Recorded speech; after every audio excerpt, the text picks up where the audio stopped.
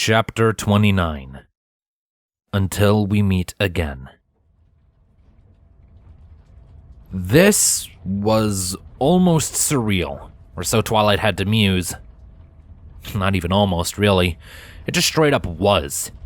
Sitting here on the Friendship Express as it chugged along back towards Ponyville after all they'd been through.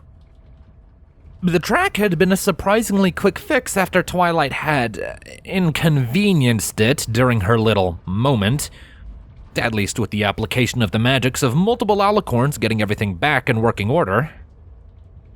And now they were here, the first train back so as to get a certain stallion sitting across from the young Princess of Equestria, and the source of the surrealness, out of the Crystal Empire before he could be trampled by an angry mob. Or change his mind, which would probably be the worse option. Sombra, for his part, was keeping entirely to himself. He had squeezed his way into the corner by the window, his armor and usual regalia swapped out for a rather simple cloak that covered much of his features. A hood was draped over his head and still curved horn, the recently revived pony's eyes watching the green landscapes of Equestria roll by without any real recognition or care. Not that much could be seen, now that the night had fully claimed the land.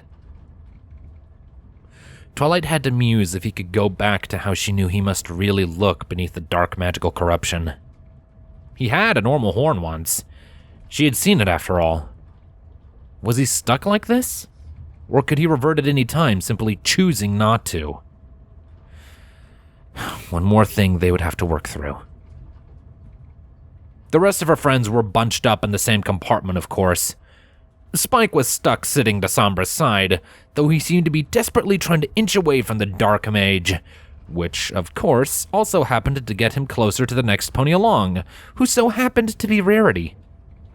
Twilight couldn't be certain whether this was just some scheme to be closer to the fashionista, or to actually escape her ancient relative. The answer was probably yes. Applejack and Rainbow Dash were seated sequentially after them, stuffed irritably into a corner by the young Drake's antics. The rest sat to Twilight's left, and the alicorn was constantly transitioning between looking at their cautious glares, the forlorn king, and as well staring blankly out at the passing countryside. There was a lot running through the mayor's mind, various thoughts and feelings flooding and draining at 1,000,000 miles per hour. Everything that happened at the Crystal Empire. It already seemed days ago rather than a mere few hours. Everything they'd gone through, all that suffering around them. And now they were all casually sitting in a train as if returning home from a long day at work. Never mind that Sombra, the specter who had been living in her head for quite some time now, once again had a form and was sitting directly across from her. Her mind always came back to that point. Surreal. So... Pinkie Pie started in some attempt to break the metaphorical ice. how's it going? They all gave her an odd look. You remember being with us the whole time, right? Rainbow deadpanned from her uncomfortable position pinned between Applejack and the wall. Pretty hard to forget about any of that horse apples. True, She conceded. but every pony's being quiet and mopey. And that's sad. And boring. Bored? Sattering? We get to the point, darling. Rarity interrupted before a tirade could begin. But I think we're all dreadfully tired. Our lives being at risk, again, suddenly has me ready for some beauty sleep. It's also night, so most ponies will be in bed. Fluttershy corroborated. Oh, I hope all my animals are sleeping all right. Angel can get so worried. Rainbow snorted. Yeah, so worried I'm sure he has free run of the place and all the stolen snacks he could ever want. Fluttershy gasped. He wouldn't. You're too soft on that demon. Then maybe we should see what we can do for that demon too. Pinkie chirped, pointing a hoof at Sombra. Rarity glared at the mare. Pinkie Pie! Rude. She's not wrong. Rainbow Dash rebuffed. He's as much a demon as I was earlier today, Twilight said sadly, causing her friends to flinch. Pinky in particular suddenly seemed to regret her choice of words. I just thought he needed a bit of kindness, that's all. The party pony muttered sheepishly, tapping the tips of her hooves together. Twilight sighed. I know. And I also know I can count on your girl's help in the days to come. But I doubt this is going to be a smooth transition. I learned that the hard way. Sombra silently sneered, but otherwise said nothing. We can say that, Applejack mused. Twilight sighed again. In truth, she had no idea just how long this would truly take. When she first decided on this path, not long after discovering their connection, she had naively and arrogantly believed she could change Sombra quickly and decisively. Nightmare Moon, Luna had reconciled after finding herself accepted by both Celestia and the modern world. Discord had just required the knowledge of what it was like to have a friend in the first place, making it unbearable to lose said friendship through his former evil. Sombra was not so unlike the latter. He couldn't bear to lose Twilight. But unlike the spirit of chaos, he seemed to lack any interest in true redemption. This would be a very long process. He just had to live. He just had to experience a normal life, and then perhaps, maybe, Twilight could start to chip away at his damaged heart, piece by piece, and start fixing it. She didn't want to believe he was irredeemable. She couldn't believe that. No matter how much he had enclosed himself, no matter how much he had rejected her prodding up to that point. The pony that Radiant Hope had loved had to be in there somewhere. And there was no better group of ponies in Equestria to unlock him and bring him out. And, more than likely, Twilight herself was the only one capable of leading them toward that goal. The reason being obvious. But her continued efforts, all that arguing and debating, could wait for another day. The yearning for sleep weighed greatly down upon the young Alicorn's mind, and she wished for nothing more than to embrace the bedsheets waiting for her at the Golden Oaks Library. Let's just go home. Whatever happens next, it can wait until we've gotten some rest.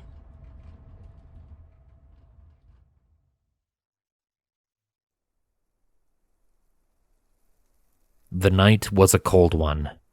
A wandering breeze swiftly moving through the air and between the coats of the arriving ponies. Ponyville's train station was all but abandoned, as one might expect so late at night in such a usually quiet town, aside from a single late-night passenger waiting to embark and those who had to work the night shift. Ponyville itself was quiet. Only a few lights marking the town out with the assistance of an overhead moon and the stars. If anything, the lack of ponies filling the streets was a good thing for the group. It would make the return to their homes far easier, particularly for Twilight Sparkle and those who would be accompanying her to the library. There was no doubt that ponies would begin to notice the presence of Sombra, and the Princess of Equestria's ears already burned with the numerous questions inevitably yet to come. But there was time for all of that later, a problem for the future iteration of Twilight Sparkle. For now, that inviting bed was but a few streets away. Behind the group, the single waiting pony boarded the train before the doors shut up behind them. A loud hiss signified the release of the brakes, the steam train beginning to pull away from the station and move off into the night. Very soon, the chugging of the locomotive could no longer be heard, leaving Ponyville Station completely and utterly silent once more. Another breeze passed over Twilight, one filled with both relief and tension. It was like everything so far had been one trial, one which is now over, but undoubtedly more were now beginning. Celestia never said being a princess was going to be easy, but come on. Twilight huffed, and then said huff quickly gave way to a yawn. "Yep, we need to drag you off to bed," Spike declared. You say that like I'm about to protest. Yes, because Twilight Sparkle isn't at all known for all-nighters. Twilight gave a small whine of protest, but otherwise didn't respond. Her indignation only increased by her giggling of her friends. And even Sombra had the gall to look amused. Even if he tried to hide it, she saw that smirk. You can't go to bed now anyway, sillies, Pinky then stated. We still need Sombra's welcome to Ponyville party. It's tradition. Sombra gave her a flat look. No. Aw, but tradition. Your traditions are clearly the result of an imbecile. I shall not partake. But there's cupcakes. Sombra growled. And pinatas, Pinky said, his discomfort clearly lost on her. Oh, and how about... I think that can wait, Applejack said, the voice of reason prevailing. We're all mighty tired, Pinky. Maybe tomorrow, break the ice a little for every pony who's gonna run into him. I'm not sure a party will solve all that ice, Rainbow said doubtfully. There's gonna be a lot of weirded out ponies when they see you. Sombra gave the Pegasus an uncaring glance. Well, I'll get on it. We have to start somewhere, Pinky said, not deterred. Well, we can talk about it tomorrow then, Twilight said, in about as much of a mood to party as her distant grandfather. But that's enough excitement for the day. Let's just go home. That finally seemed to calm Pinky down. The excitable mare seeing the nods of agreement from the rest of their friends and conceding the point. And with that, there was little else to do but part ways. Each of Twilight's fellow bearers of the elements of harmony once again promised their support in the days to come, much to her eternal appreciation, before moving away from the train station in the direction of their individual homes. They all had the realm of dreams waiting for them, and individuals ready to greet them when they arrived at their homes. And they all deserved the rest, now more than ever. Of all the dangers they had faced together, the Draugr was now easily among the most traumatizing, due to all those that had been lost to the Horde before it was stopped. But now, perhaps, things could go back to normal. For them, at least. Twilight wasn't sure normal even existed in her world now. All right, that leaves us. The Alicorn said to Spike and Sombra. You coming?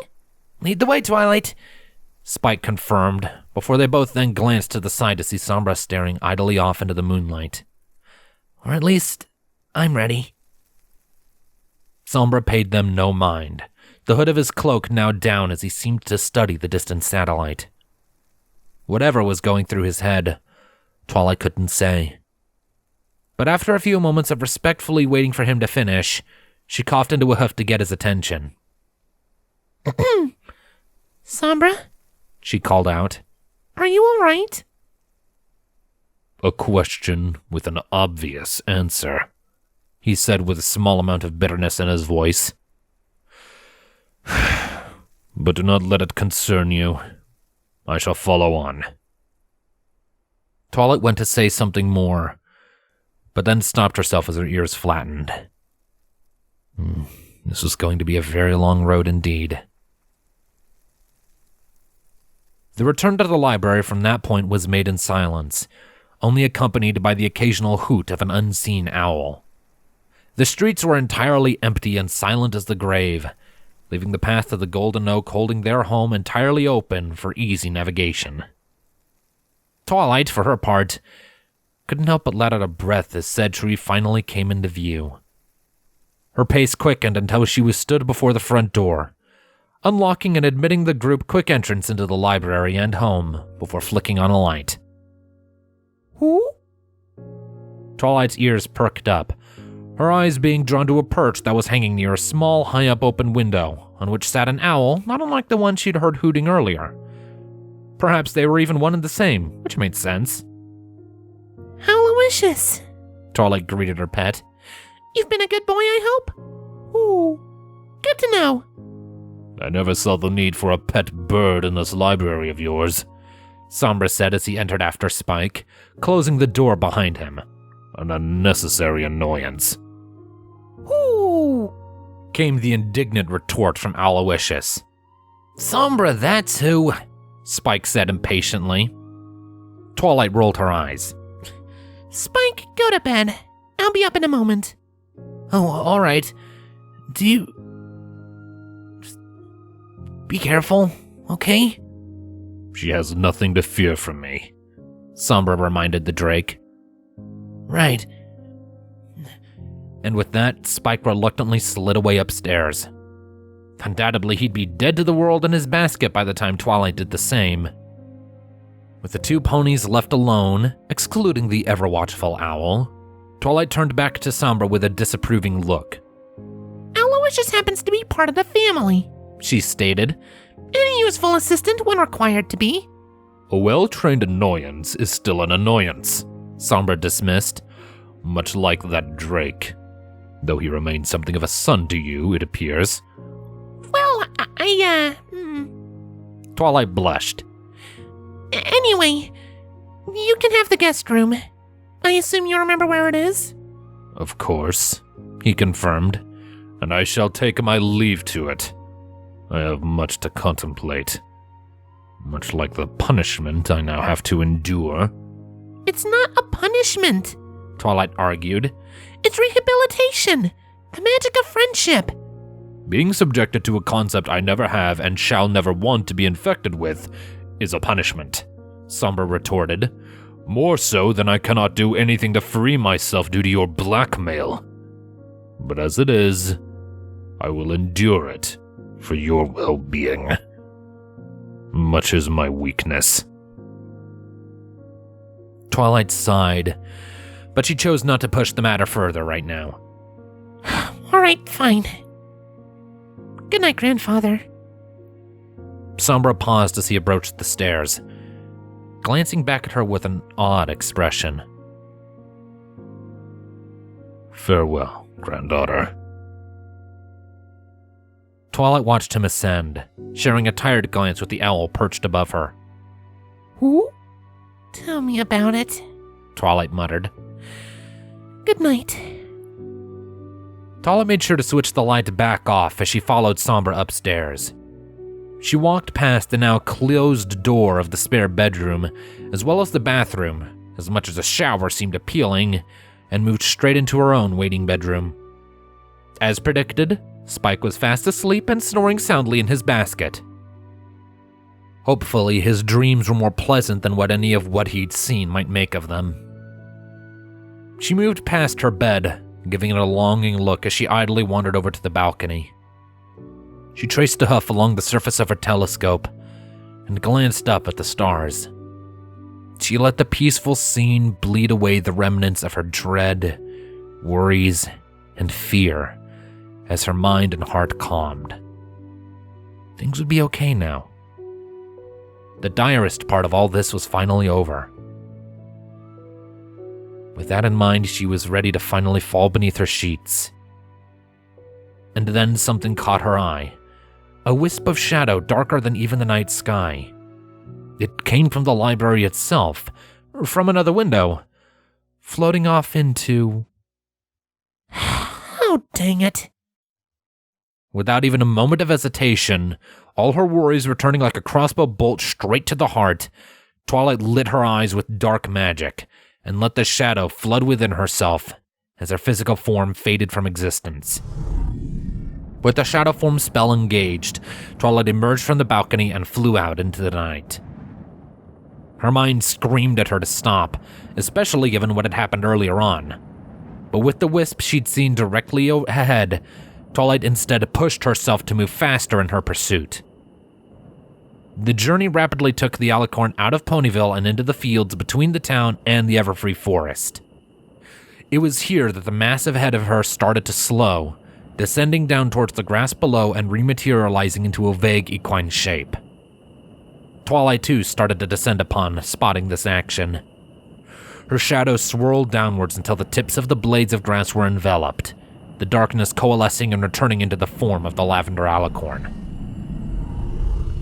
Twilight's eyes were stern, looking firmly ahead at the emotionless eyes of King Sombra. And where do you think you're going? She asked angrily. You're not to leave my side. That's the deal here. I am well aware, Sombra responded, the breeze seemingly growing colder as the two ponies stood a short distance apart from one another in their standoff. I had intended to slip away before my departure could be prevented, but I see I give you too little credit. Clearly, she replied with a small amount of venom. Do you want to be sentenced to Tartarus? Do you want to lose any hope of being with the family you fought so hard for? Is that it? Of course not, he calmly denied. But like I said, friendship is a concept lost on me. I am not good, Twilight, nor can I be. It is a path wrought with pain and suffering, and I shall have no part in it. There's far more to it than that, Twilight tried explaining. You could actually be happy for once if you just gave it a chance. It's a fool's hope, and neither of us are fools, he claimed. But more than that, I would be a burden upon you. I can see that friendship, even if a pointless exercise from where I stand, means a great deal to you. With my presence, you remain at risk. Vigilantes seeking justice, perhaps. Or assassins. Or even just the shun I might receive and infect you with. I have ample reason to leave. I'm willing to take that risk. But I am not! Sombra suddenly shouted. Not with you! My proximity puts you in danger, Twilight, just like it did my son. I now realize this. I cannot change. And you cannot remain safe and alive while I exist as I do. I must leave. For both our sakes. Twilight was silent, finding herself unable to speak as she looked directly into Sombra's eyes. For the first time in his adult life, they looked pleading. You would be sentenced if you were ever caught, Twilight muttered weakly. If Celestia or Luna ever caught up to you. An acceptable outcome so long as you remain well, Sombra decided, but I won't be caught. I will scatter along the wind, among the shadows of the world in complete solitude. I will watch. A story mothers tell to scare their foals. This is my grave, Twilight. This is how my story ends. It doesn't have to be. But it does, the unicorn pressed. You cannot be swayed, and I cannot be what you need me to be. For you, I need to do this. Perhaps this is my redemption. For I saved the one pony I love in sacrificing my ambition. And you won't hurt any pony? Not while you breathe. So I suggest you put that alicorn immortality of yours to good use. Twilight was conflicted. He obviously wanted this, and he wanted this badly. But there was still so much she could try. She still had faith. But could she really stop him? Maybe even, was this for the best? He would be free, but equally benign. Equestria and Sombra would be safe. Twilight would remain content with her friends. But Sombra wouldn't be happy, would he?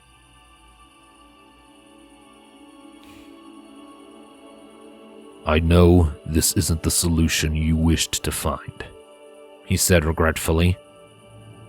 I am sorry for not being the pony you wanted of me. In another world, perhaps. But this is the end. You shall not see me again, I should think. I'll miss you. Sombra actually faltered for a moment, his mouth hanging open as he found himself at a loss for words. His renewed sentimentality clawed at his mind, but his path was clear. With a hoof, the former king of the Crystal Empire took a step towards his descendant. And then she hugged him, wrapping her hooves around his neck as silent tears streamed down her cheeks. And, almost as if he was no longer in control of his own body, the old tyrant found himself returning the embrace. He could feel her fur, the tears leaking from her and onto him. And he realized that this was the first time he'd ever actually held her. The first time he'd ever touched her. The first and the last. "Farewell, granddaughter," he whispered, "for all our failings." Twilight felt his body become undone within her grasp, the shadows that replaced it feeling uncharacteristically warm to the touch as they flowed around her and up into the air. "My love for you was never one of them." And then, as the shadows dispersed along the night's breeze, Sombra was gone.